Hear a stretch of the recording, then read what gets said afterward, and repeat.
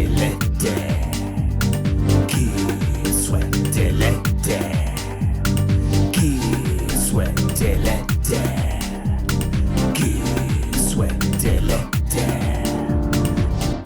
Sweaty with Leddy, a wellness program about pain management.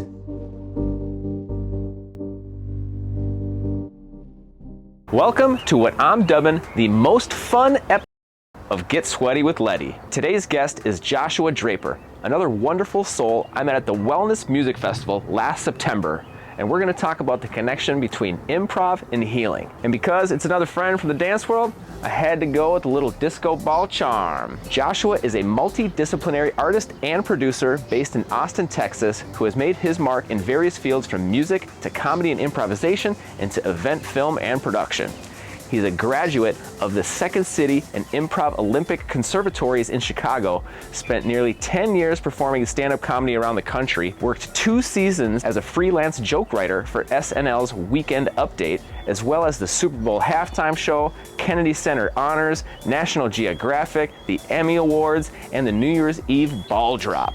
Right now, he's leading improv workshops around the country in a format he calls Grow Through Play, an immersive improv experience designed to liberate your confidence and creativity and ground you in the spiritual principles of intuition. So what do you say? Let's go sit on the bench and play. Yeah! I got my man Joshua Draper here. It's a pleasure to have another fellow Josh in the mix. That's right. Just joshing around in the sauna. Squared. Let's go. Yes. So the trend continues. We're still in Austin, and I'm sitting with another fine human that I met at the Wellness and Music Festival that I keep talking about. And this one is, I'm really excited about this particular episode because I'm going to learn a lot. And I did learn a lot from this guy last September when he basically did like the icebreaker for the group, for a lack of a better word, right? Yeah, opening, connection, activities kind of. And how you spoke of the history of improv and just how it's so prevalent in our everyday interactions, that really stuck with me. And especially when it came to doing this episode, I didn't want to reach out to him at all and talk about this because we're just going to improv this whole thing. Why script something when you can live in the natural flow of life? Absolutely. We're in it. We're letting it unfold naturally. There's no script here. And this is why I really love podcasts. Yeah, so my background is in improvisation. That's my life art. I studied at the Second City Conservatory, the Improv Olympic in Chicago. My dream was to go to SNL, but I found this like new relationship with the art of improvisation through like personal development and my own spiritual journey, and slowly come to realize that improv is such a big part of our lives. And podcasting specifically is so cool because there is no script. It's emergent. We're listening deeply to each other, responding to each other, sort of you bring a brick, I bring a brick. And those are the foundations of improvisation. But those are the foundations for every conversation and every relationship that we have in our lives, right? So improv is like games and exercises. But what we really do in improv is we're training our faculties for listening and responding and trusting ourselves, trusting our inner voice, trusting the people around us to like receive our inner truths, right? And all that just makes your life so much richer. It's made my life so much richer because I'm more available for my own life. Yes. Sha. I love that. You might be thinking, what does improv have to do with pain and healing? Sure. Right? Well, I think it has everything to do because improv allows your guard to just float away. That invisible barrier preventing you from being your authentic self is just stripped away in the art of improv. And I saw this instantly during the first exercise that you had us do, where I think we were standing around in a group of like 6 and we were tossing an object that you would say what the object was, and then we'd have to toss it to each other in some way, shape, or form, and then catch it, receive it, and then toss it to someone else. And just the different creative lanes that people would take for receiving or throwing it was, it was comical, and all of a sudden now we're just broken down to this neutral state where we're at play. And that's where growth can really come into play. Yeah, there's a great quote by Victor Borger. I think I'm saying his last name right, but he says, laughter is the shortest distance between two people. And when you think about the phenomena of laughter itself, it's really a phenomena. We really don't understand laughter. Laughter is involuntary, like breathing. It happens to us. It's not something we try to do. It's an involuntary response. It's this really interesting phenomena. And I find that when you can laugh with someone, it's really disarming, right? It's really disarming. And if you can make someone laugh with you, they'll trust you to go anywhere in a conversation after that. You can go into the depths of their emotional space, into their heart, or talk about tough stuff. But if you can build a connection through laughter, it's really disarming. It's really communal and cosmic sometimes. And so things like the improv workshop often work really great as an opening connection ceremony, because it gets people disarmed into their hearts, into connection, and then actually deeper work can happen. I think of laughter as like an emotional lubricant in some kind of ways. I like that. And I think of pain as similar to laughter in a sense that they're both universal languages. You can be anywhere in the world and you know what a laugh means, or you know what anguish looks like or feels like. And when you can get to the point where you can, be improvising while talking about life, that's a form of healing that now you're using laughter to heal pain. Yeah, there's this old trope, right? Laughter is the best medicine. Well, what does that really mean? Well, I believe laughter itself is a human coping mechanism. It's what we do when we have dense vibrational frequencies, dense, heavy frequencies like anger, fear, or sadness. And instead of holding on to it and letting us weigh us down, we're actually transmuting that energy and we're releasing it, transforming it through a lighter, less dense experience and letting it out. And I mean, you said it best. What is a comedy show if not a mass healing? Yeah.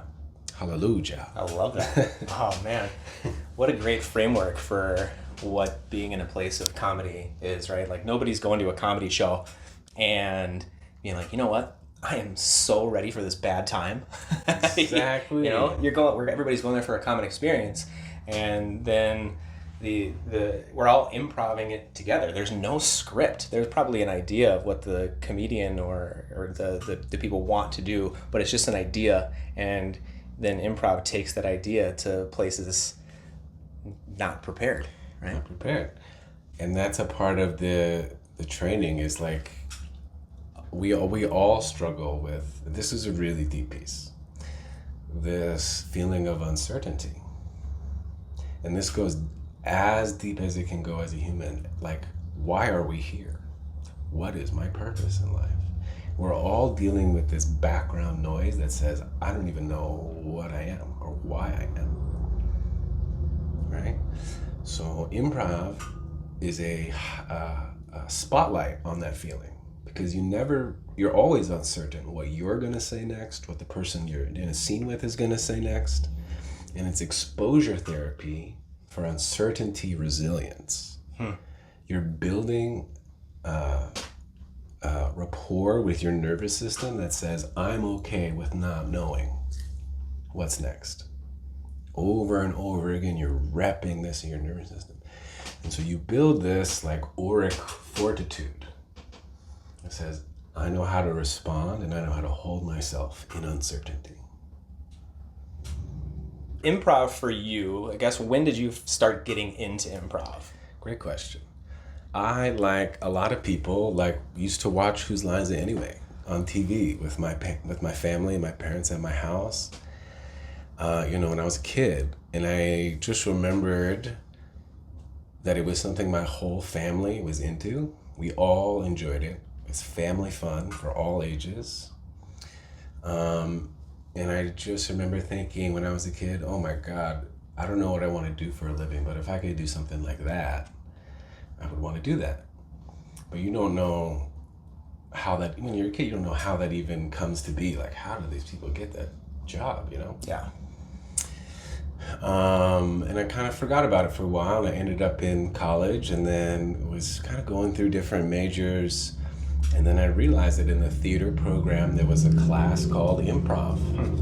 I could sign up for an improv class and get a college credit for it. Well, damn, there's a lot of things I don't want to do with this college credit. That's one thing I would definitely love to do with the college credit. So I got really lucky. The day I joined, somebody dropped out, and only 15 people in a school full of 40,000 people get to be in this improv class. It was meant to be. It was so meant to be. And it just like hit it. And we started playing with people, improvising. But then learning about the paths. It's like, oh, this is something you can train in. There are people that do this professionally. There are schools you can go to get better at comedy and get better at improvising, such as the Second City Improv Conservatory in Chicago, which is where like almost half the cast of SNL has come from. In fact, Saturday Night Live was modeled after a show called SCTV, Second City TV. So a lot of what we see in SNL is modeled after an improv troupe in Chicago that was using improv as the show. And then these other places like the Improv Olympic popped up. At first, improv was like a writing technique. I mean, I could tell you the whole fucking history of it, you know, for pertinency, but improv was like a writing technique. They would take characters and write and then put it into a written play. And then along the way, people started to be like, yo, this improv thing is the best part. Why not make it the show? And so Chicago became the first place in the world where improv was the show. Sweet. And I was like, I'm going to Chicago. I'm going to immerse myself and see what happens. Very cool. I should have done a little more research on this. I mentioned it to you at the festival, but Brave New Workshop in Minneapolis, shout out to Dudley Riggs who created that. It's something I've been meaning to check out ever since I met you. So Brave New Workshop, there's something I'm going to be coming for you. Because I love the art of improv.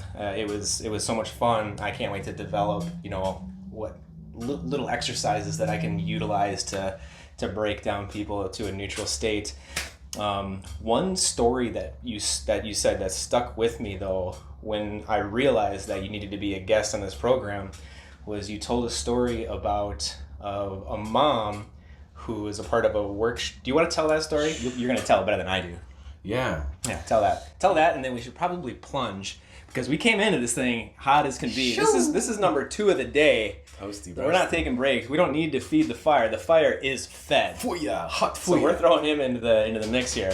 It's all good, yeah. I mean, I think what you're touching on in that story is like, you know, improv is known as a game is in laughter and comedy, but can actually be quite transcendental, and it's way more than comedy. It's way more than laughter. On the high level, it's like when you're dancing on a dance floor, there's no script to that. If you're praying to God, there's no script to that. And actually, almost every conversation you have every day is unscripted. Yeah. And so, like on the eagle eye perspective, looking down, none of you actually know what the fuck we're doing here on Earth, right? We're all just kind of making it up as we go. And so like our whole lives are improvised. And that's why improv is the art of living. That's how I approach it. And so if you approach it with that framework, yeah, you can have amazing healing experiences through trusting the art form, by tapping into versions of yourself or parts of your personality that don't get airtime during the day. And so the story you're referencing is an older lady, 50s or 60s, who came to my improv workshop and probably no experience doing it whatsoever. And we're in these small little pods, and the way I host it is to keep like safe, small containers so that everyone can succeed and build trust in themselves before we put on blast, right? And so this lady was going through a little progression with her group, and taking suggestions from each other. And however it happened, cosmically, somebody suggested that the character she was in her scene was a schizophrenic.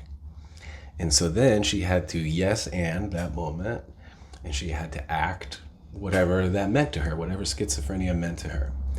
And the scene went well, and then afterwards I checked in with everybody, and she was weeping. She was crying. And I said, what's going on with you? How is it going? What's happening for you? And she tells me that the suggestion of schizophrenia really hit for her because her son was schizophrenic and had actually taken his own life 10 years before that. And as she was, in a way, forced to embody what schizophrenia was, she said for the first time in 10 years, she felt what it was like to be her son.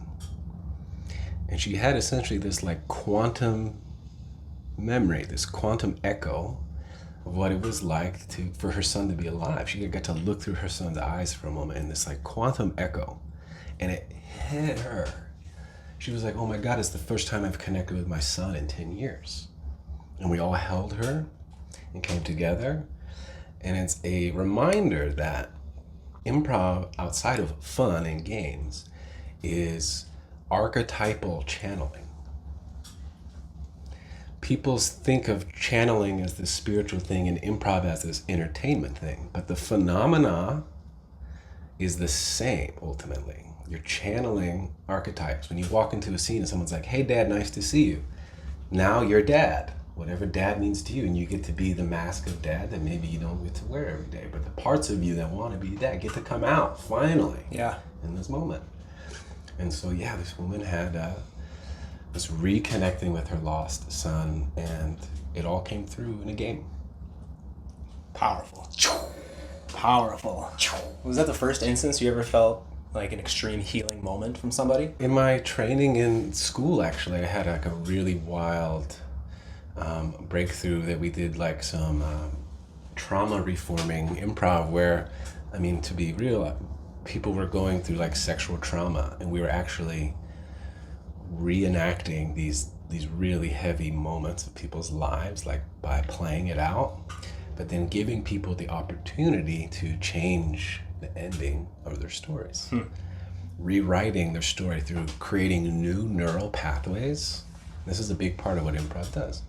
It allows us to take the collapsed neural pathways that says shut down, fear, close off, and we're going to open new neural pathways with safe, playful experiences, rewrite your stories for you, see potential outcomes that maybe you couldn't have seen, and ultimately change you from a denial posture, a contraction posture, slowly into this openness that says yes and I'm available to give and receive with life. Wow. The power of improv, right? Power of improv. We're about to feel the power of the cold plunge right now because it's hot in here. I'm dripping. We got lots more to talk about, so let's go get this plunge on.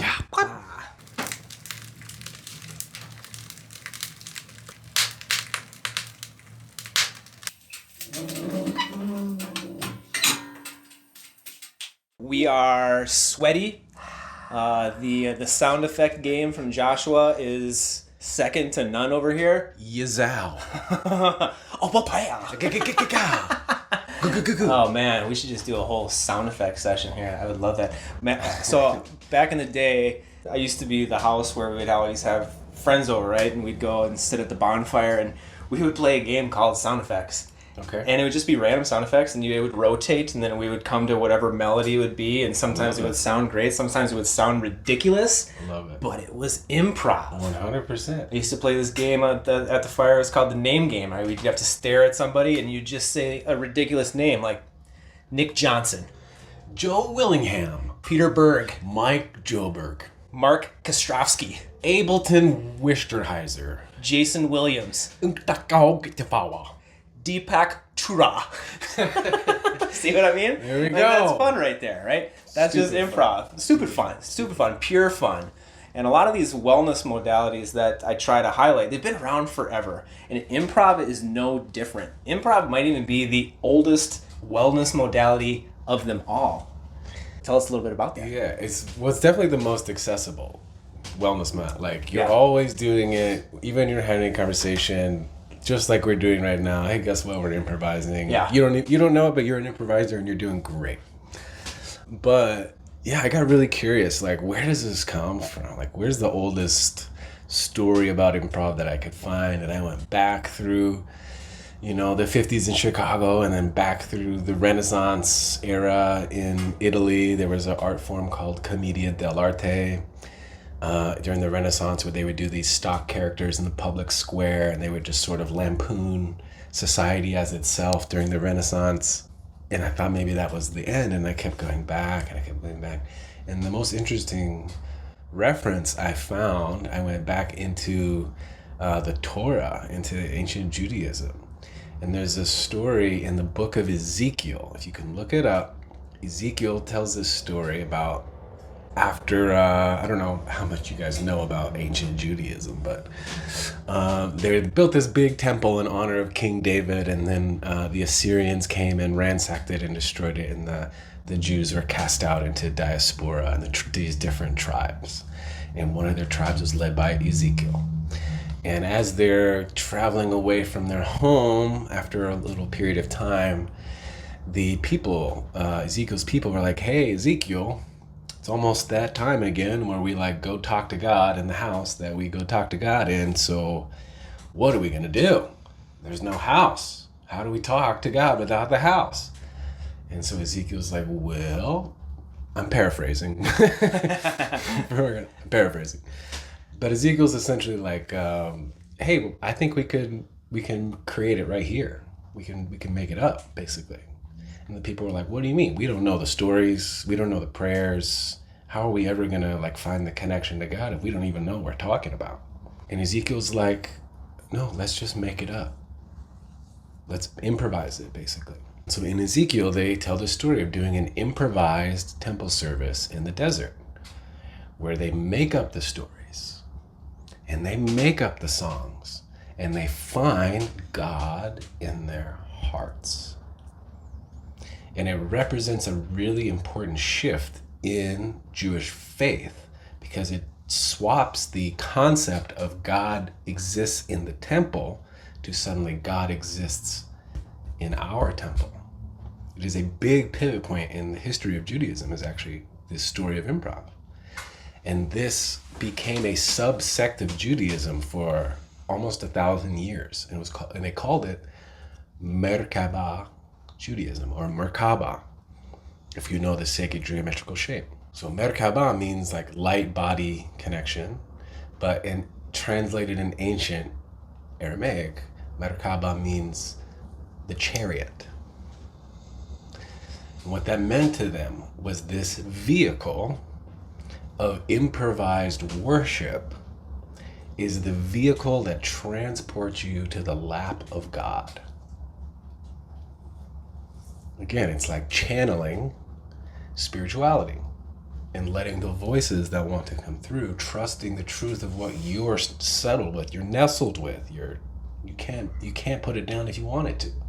It's in you.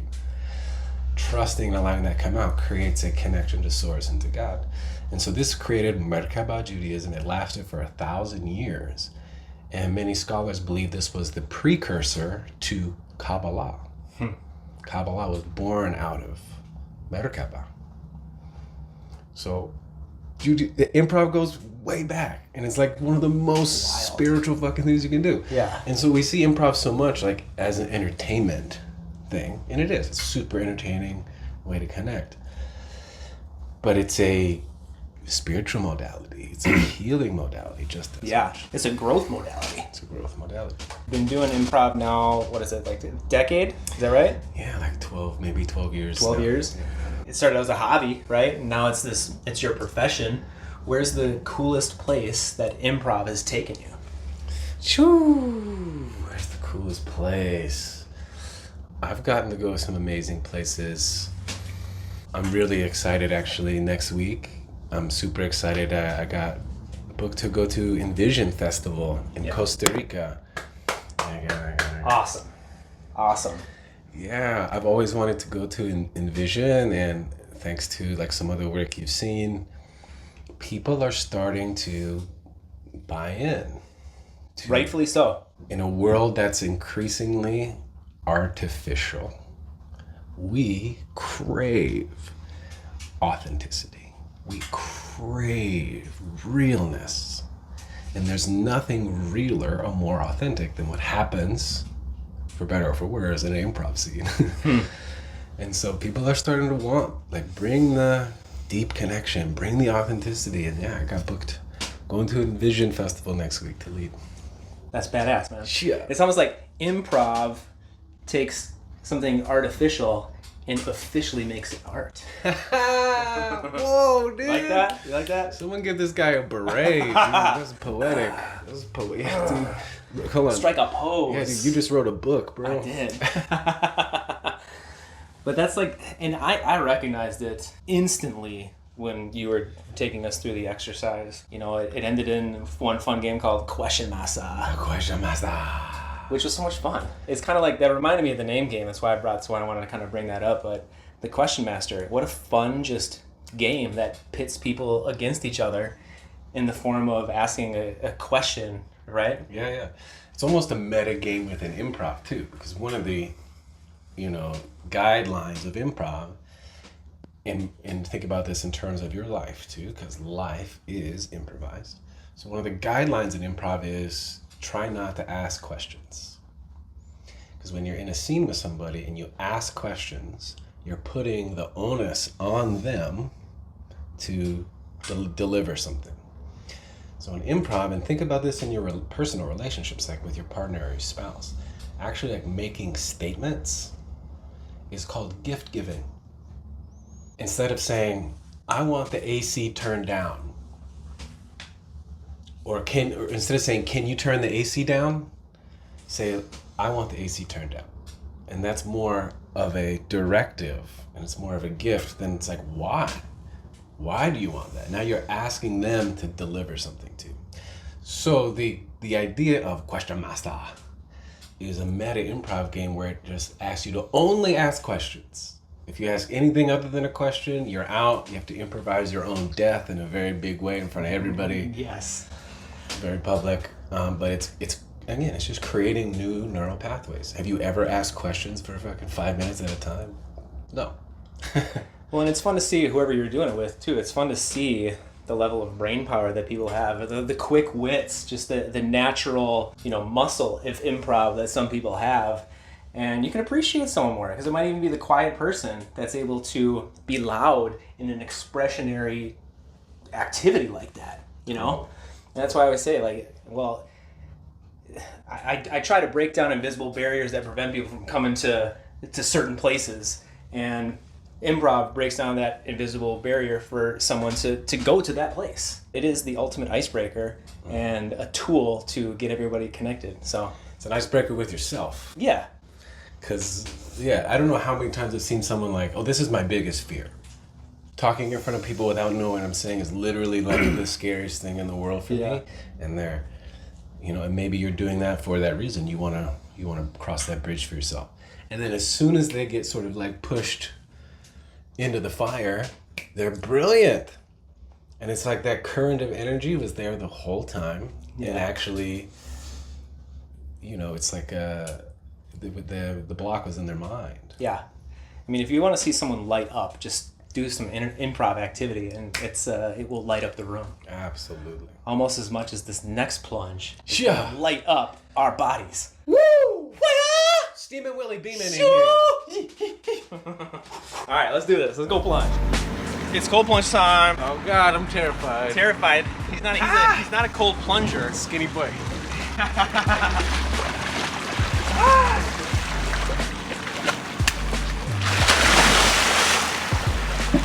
Oh, it's so good.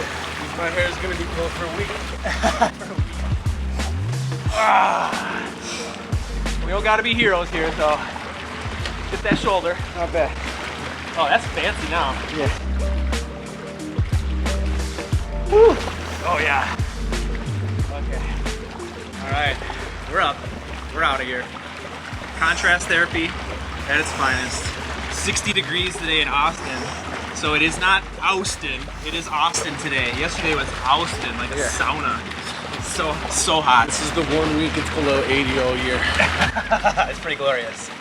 So yeah, we're gonna get back in the sauna. We got a couple more things to chat about, a couple more things to improvise, and that's that. My balls are that big. And I would say an professional improver but amateur plunger into the cold waters. And how do you feel? I actually feel great. That's right. I must have had some inflammation because I feel quite at ease now. That was so nice. Thank you. Yeah, I feel like That's one of my favorites. Just to, that's a great one. It's a great noise. I have like a sound that's like my sound. It's like when I get excited, it's like I don't know why the sound comes out. It's yazow. Oh. And yours is Yeah. signature sounds. Signature sounds. Next episode, we're just gonna speak in sounds, and we'll see how far that goes. That is an improv game. Yeah. Where you ask the tribe for a made up language, and then the two people have to do a scene in a made. You could play this at your next house party. Then the two people have to do a scene in a made up language, and then two other people have to be their translators and make up what's happening in the scene, and everyone's listening and responding. The game's called Translator, and it's a great like whose line is it anyway classic. Nice.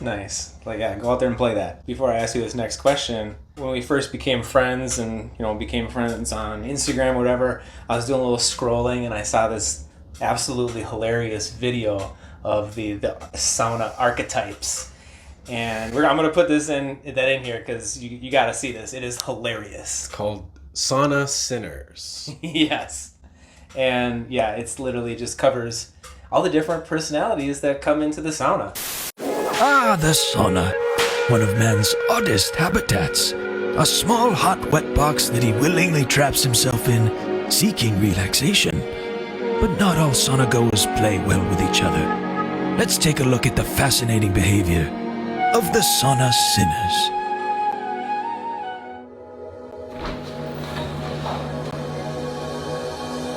The deer in the headlights. What keeps her stood in the doorway like that, letting all the hot air out? The air's coming in. Close the door. The pleas from her fellow sauna goers do nothing. Could she be intimidated? Perhaps confused? Lady! Hey! Come on.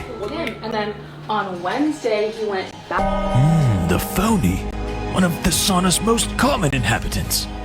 Completely unaware of her fellow sauna citizens. Lost in the lights, trapped in the tech. And they would not get...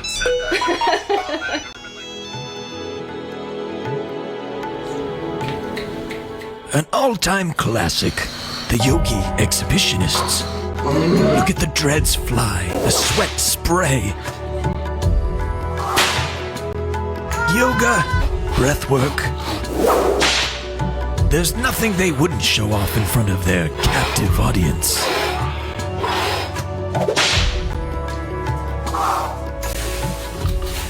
You don't mind if I give it a spray or two? Ah, the water boy. Just like one or two. He may ask others if they're okay with his wet wishes, but it's just an empty gesture. He's already made up his mind. Would you like a little essential oils? Uh-oh. Don't let him pull you into his MLM. Want to join my downline? When you heat from the inside out like that, it's like this incredible anti-inflammatory, sort of penetrative heat. Uh-oh. The conversationalist. Therapy. Red light therapy. That's just like a red light. Huberman's protocol. Huberman's podcast, I think 2-3 weeks ago. Increase in VO2 max. It's the only way you can do that. What Rogan didn't understand is that we actually had the protocol inverted. I do a full red light therapy. It's completely different. One actually penetrates the cells. Oxygen therapy. The other one doesn't even scratch the surface of the cell. Remarkable how he signals the possession of knowledge without actually knowing anything. That often, but I'm like, that's not red light therapy. That's just a red light. And just when the sauna's about to descend into full chaos, nature's balance swings into effect. That's why the peacekeeper's instincts to restore equilibrium have been triggered. Yo! Can y'all just chill for a second? Like, isn't that why we came here? Did we come here to chill harder? This is a special time. This is a special place. So let's work together and make it as special as it can possibly be.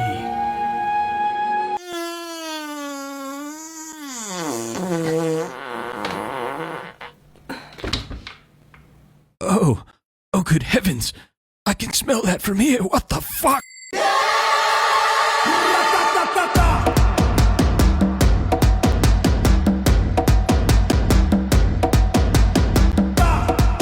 That's a classic sketch, Jordan Bowditch and Kitsch here in Austin. And it's about, these different personalities, the people that come into the saunas. Should I say them or should I? Yeah. Yeah, there's like the people that stretch too much, that are in everybody's space. It's like the super conversationalist and everyone's like trying to relax. There's the guy in the corner that like keeps farting. Yeah, the one guy that's just going to pour water on the rocks without even giving a damn on whether or not you want the water on the rocks anyways. Absolutely. Yeah, there's a few more, but it is really well put together. Hilarious. So if there's, say someone's watching on the other side of this camera right here, and they want to get in part of community, not like they don't really have their community or whatever, is there some improv exercises that someone could do as an individual, a solo individual, to maybe just gain practice for getting themselves out into the world? Yeah, that's a great question, actually, because sometimes it can be confronting. Improv can be confronting in a group setting, or maybe you don't have a place in your community where you live that has any sort of like collective. But it's so approachable. My favorite way, and the most obvious and natural way for me, is through dancing. People don't think of dancing as improv, but when the music is playing and you're reacting to the movement, you don't know where you're going to step or how you're going to undulate your body. It's actually an improv session with yourself. So even just dancing can open up new neural pathways, right? Allowing yourself to be moved by the sound and the music and not like prescribing how you're going to move, right? That's one of the medicines in it. We hear about ecstatic dance. It's one of the things that's happening in your mind is you're releasing control and allowing things to move. Another really great one, if you've ever journaled in your life about your own life, what is a writing session if not a private improv with yourself? That's a great one. Journal and just allow yourself to meet yourself. You don't have to be about anything. Your morning pages or whatever you might do, that's an improv session with yourself. And that is also creating this auric openness and synthesis with yourself. Another great one for spiritual people is praying. Praying is improvised. Guess what? You and God riff it, what you're feeling in that moment, channeling the spirit, praying. And then I have a really great exercise, Josh. So there's this thing that happens in an improv scene that happens a lot in life. You'll see this in people. So maybe I'll ask you, have you ever had like a moment in your life that you can think of where like you kind of froze in the moment, or you began to analyze it so much that you withheld a response to it? Paralysis by analysis, that kind of thing. You kind of froze in a moment. Yeah, absolutely. I don't know if I can like pinpoint an exact moment, but I definitely know that that's happened where he's just stuck. Yeah, stuck in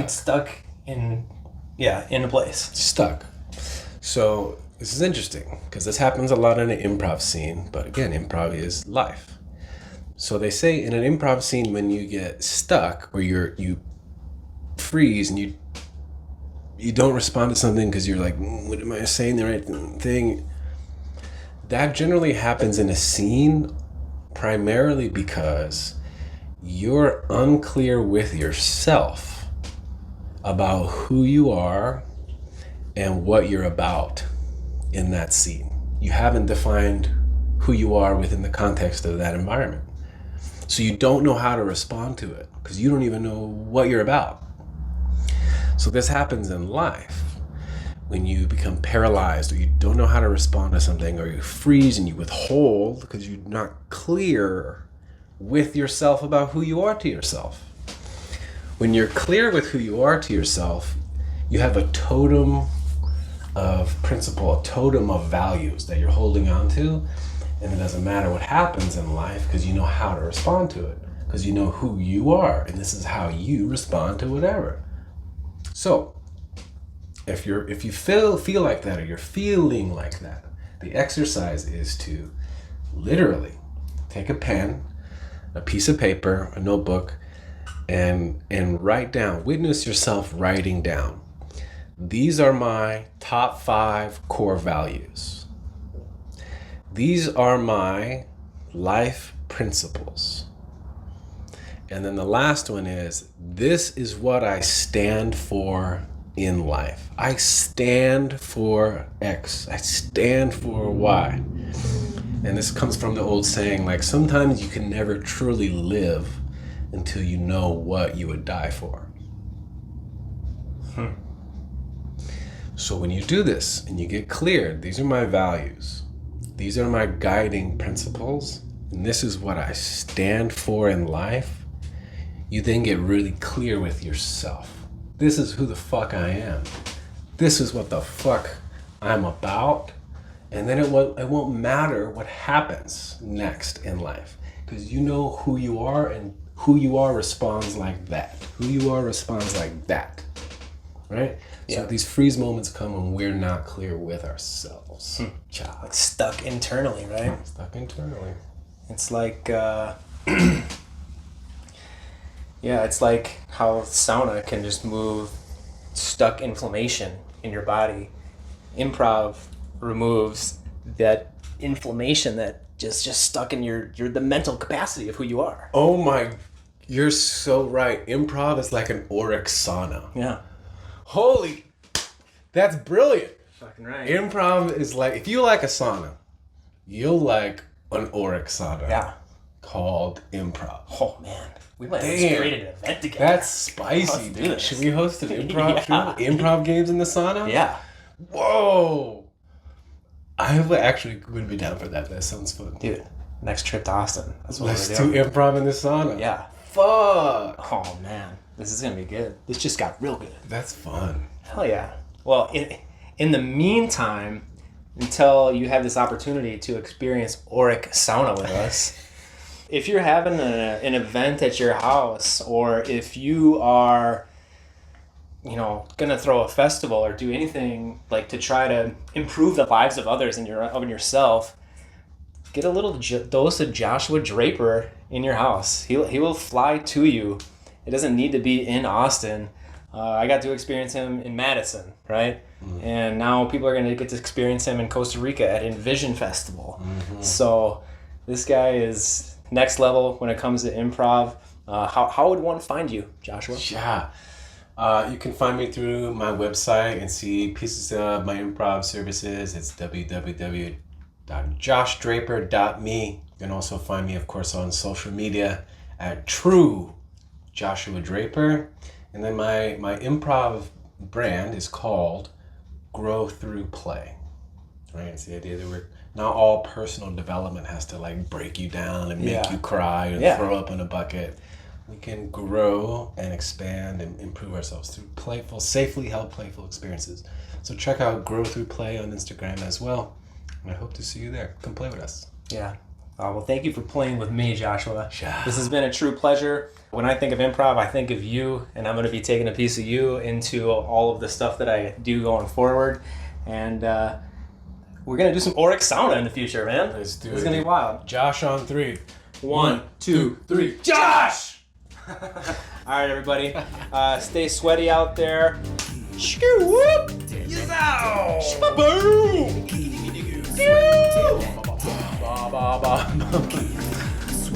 Yes. All right. We'll see you later, guys.